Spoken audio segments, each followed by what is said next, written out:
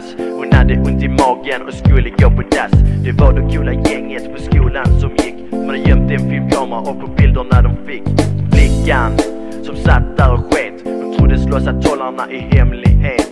Men det man inte vet, det lider man inte av. Men hon skulle snart få veta i skolans matsal. Klockan blev 12 och alla sprang dit. Och stackars lilla flickan som inte visste ett skit. På widescreen i matsalens entré. Alla ville titta, ja alla ville se. Förtvivlad och ledsen, hon sprang därifrån. Ringde sina brussor som kom med en gång. Gärningsmän bakom misshandel och bränder. Stormar de salen med basebollträ och händer. Och får tag på detta gäng som gjort detta bus. Hotar de varsamt och spottar snus.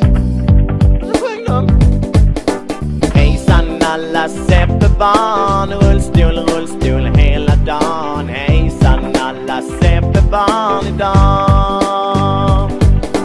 Hejsan alla CP-barn. Cykelhjälm, cykelhjälm hela dagen. Hejsan alla CP-barn idag.